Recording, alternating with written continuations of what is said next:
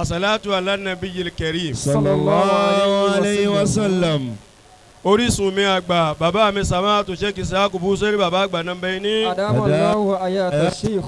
Ọlọ́run jẹ́ kẹ́mi bàbá ogun. Àmín ya Allah. Orísun òye mi Sama'atu Sheikh Dawud Abdulmajid Ẹlẹ́yàfàlá. Adamallahu hayatahu. Ọlọ́run jẹ́ kẹ́mi bàbá mi ogun. Àmín ya Allah. Orísun mami Sama'atu Sheikh Kamaluddin Sahak Al-Gamawi. Adamallahu hayatahu. Ọlọ́run jẹ́ kẹ́mi àwọn mẹ́tẹ̀ẹ̀ta ogun. Àmín.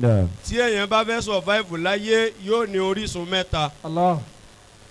Tó bá ti ní mẹ́tẹ̀ẹ̀ta ayé rẹ̀ máa balance. Insha Allah. Abiyamọ tó wà níkàlẹ̀ tó nígbàgbọ́ pé àdúrà tòun ti gbà dákun bá ń tẹ́wọ̀ rẹ̀ kó ní subhanaka ya Allah. Subhanaka ya Allah. Ẹ bá ń sọ fáwọn tí wọ́n dúró òun tẹ̀síbíhù tèmi fẹ́ ṣe yìí báyàn lórí ìdúró wàá jòkó lẹ́lẹ̀ ni. Jòkó lẹ̀. Àfọ́fà Akramakumullah. Rabbana ablana min azwajina. Rabbana ablana min azwajina. Olúwa bá mi kẹ́ bàbá mi ọmọ díò. wa zurriyatina qurrata ayuni. Wajalina lil muttaqina imama. Gbogbo abiyamọ tó wà láyé yìí bá mi dàrẹ́ẹ̀tì ọwọ́ ìka ìfábẹ̀lá rẹ̀ bá mi nà sí bàbá mi Abdulrahimi Allah. àti bàbá mi àgbà Alabi Abiodun Mọ̀lánà Sheikh Komarudin Sugar. Adamallahu. Àwọn méjèèjì ni kò na ọwọ́ yẹn sí àwọn tí mo fẹ́ kó na ìka yẹn sí nìyẹn.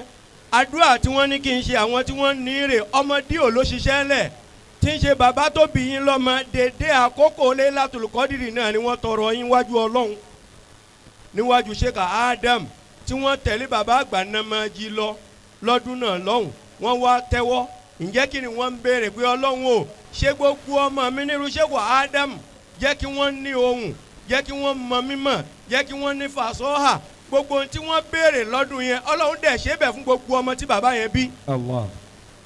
Wá ti mọ̀ yí pé direct entry oore ni bàbá yẹn béèrè lọ́dọ̀ Ọlọ́run látara ìfẹ́ tó fẹ́ràn Sheikh Adam gbogbo ọmọ tó bá wà tara bàbá yẹn jáde má máa wò yí pé àbó kẹ́yìn sí Ádámọ̀ rárá bàbá yẹn ti rajà tàná lẹ́ni ọjà tó rà kalẹ̀ lẹ́yìn wá ń dé bá bàbá mi àgbà ọmọdé o Allahu yarhamuhu Allahu yukrimuhu Allahu yab'asuhu fi ahsani suwar ọlọ́mùbánilẹ́kùn kí á ti gẹ wọn. Àmín. Bá mi àní wáyé ti láéláé báyìí. Àmín. Ẹ̀mí yín ó gùn sà. Àmín. Ẹ̀mí oore yín ó gùn. Àmín. Ẹ̀mí yín ó gùn. Àmín. Ẹ̀mí iṣẹ́ ọwọ́ yín ó gùn. Àmín. Gbogbo abiyamọ tó fẹ́ ẹ̀mí gígùn yẹn fún wọn dákun bá wọn wípé subhanaka ya Allah. Subhanaka ya Allah. Ó yá máa wéèfù ọwọ́ rẹ báyìí.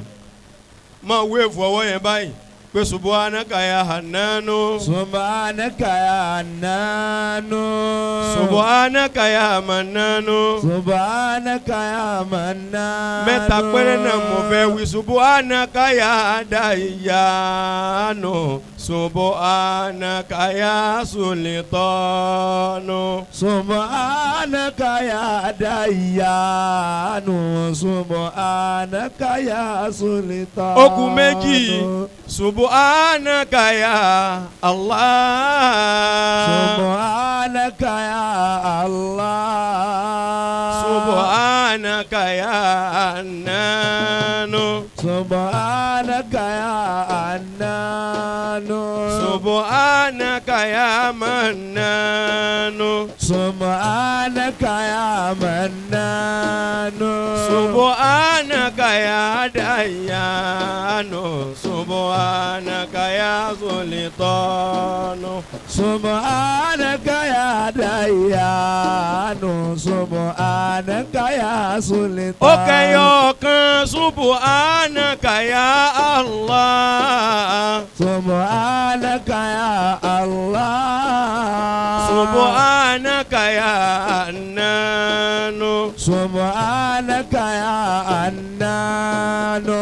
Subhanaka ya Mannanu. Subhanaka subhanaka ya mannanu. subhanaka ya dayyanu subhanaka ya sultanu. subhanaka ya dayyanu subhanaka ya sultan. wá porúkọ Ọlọ́run pé Allah. Allah. Allah. Allah. Allah. Allah. Allah. Allah. Allah.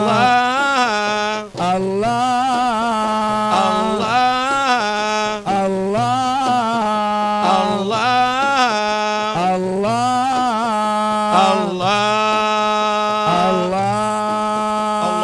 Allah.